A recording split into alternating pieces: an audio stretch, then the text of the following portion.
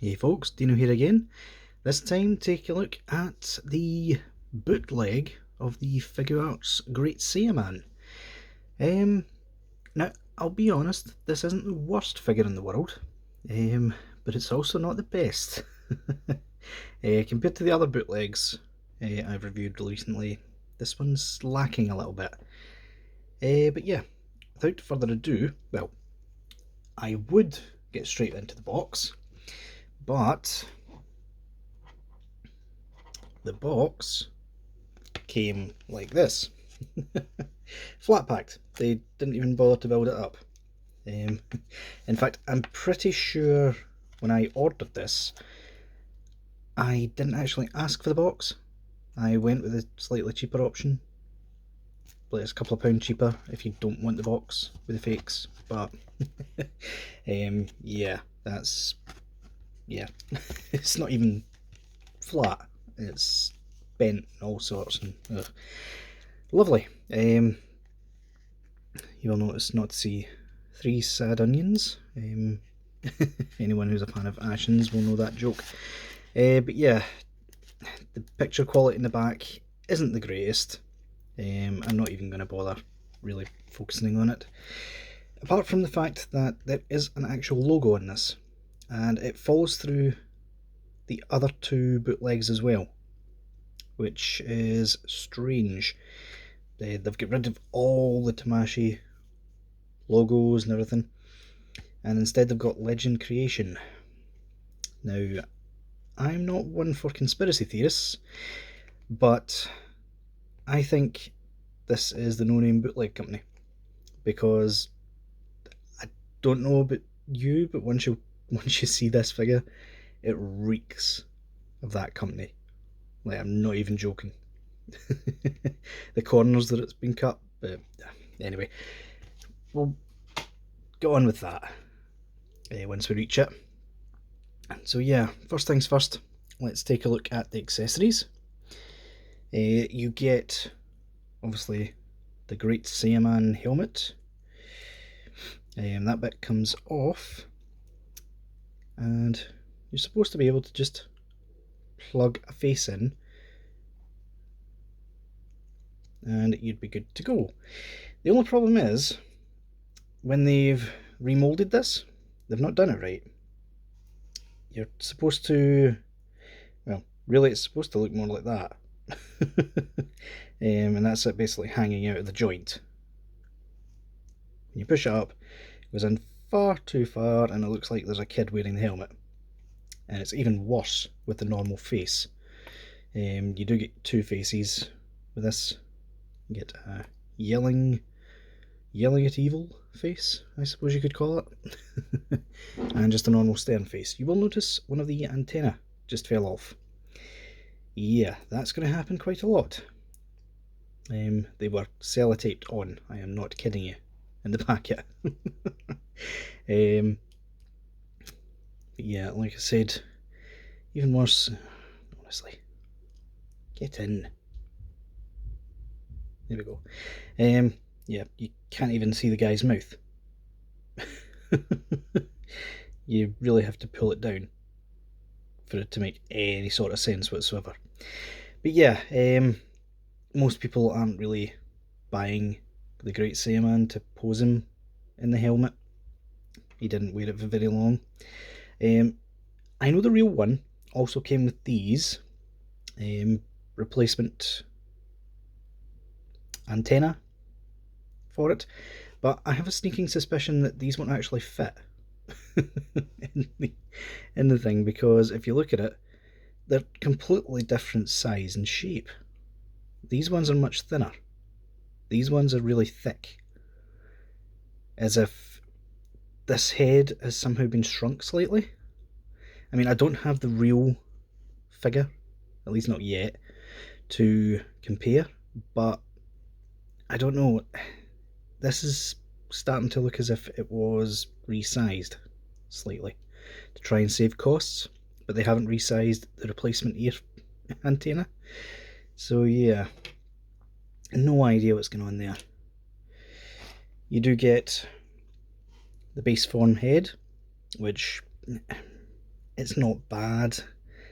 It looks kind of off, but I think the real figure looked that bad as well, to be completely honest with you. But I mean, the paint apps and stuff are fine. The neck peg is completely the wrong size for any figure. They've probably resized that so that it won't break as easy, I suppose. There's the bandana look for Gohan. Unfortunately, the black plastic is so cheap looking that it really doesn't look like glasses at all. The rest of it's alright, it's just those glasses just do not look right at all, unfortunately. This bit does move about. It's not stuck or anything like that. It's just a peg, fits into the back. I do know from experience, this peg does not fit, like at all. I've tried all the faces already. You do get the Super Saiyan one, which in my opinion is the best looking out of a lot of them. The hair's nicely painted for what it is. The eyes are on correct. Nothing's lopsided or squeegee or anything like that. So yeah, I think I'll be posing him, well, basically like I did at the start of the video. Looking badass, but and that comment's probably just demonetized me. But we'll not get into that. You do come with a replacement arm, which for one, the wrist peg is completely solid. It's not moving at all. You'll probably break that the first time you try to use it. And anyway, you can't even get it off the arm. The arm's that tight. So yeah. You do get a cape. This guy comes with more accessories than like a lot of the figures. It's just a two-piece cape. Unfortunately, it's not rubber. Really, they could have just made the entire thing out of the same material as this. But that's not knocking the bootleggers, that's knocking Tamashi. Just fits there, and there's a hole in the back, which, if you don't want the cape, there is supposed to be this little thing that connects to it. Unfortunately, it doesn't actually fit on the bootleg, so that's a useless piece. Yay, we're doing well. But yeah, in terms of the neck peg, yeah, that's way too oversized. That's not a normal neck peg, even for Figuarts. Yeah, we've still got the hands to go. Yep, there's quite a lot in this set. So we have a set of Key Blast hands, a pair of Karate Chop posy hands, you've got a pair of martial arts hands, which I think were pinched from Vegeta, if I'm not mistaken. You have the pair of fists, which come on him in the package, just the standard, and you get some specific Great Saiyaman posy hands, which look the same as the Karate Chop ones, but the peg is actually on the bottom. So yeah, now let's get on to the most disappointing part of this figure. Like, honestly, they cut corners in places they really didn't need to cut corners. So yeah, starting off, the head is pretty decent, can look up and down and go side to side and all the rest of it. From what I can tell, the neck is actually glued in place. It looks as if it's free moving, but trust me, I've tried. If I tried any harder, it would probably snap, knowing these bootlegs. Arms can get up that high. You've got the standard shoulder piece, can swivel, bicep swivel, which is very tight. Double jointed arms, and standard ball peg at the wrist. They did do a bit of a oopsie on this arm.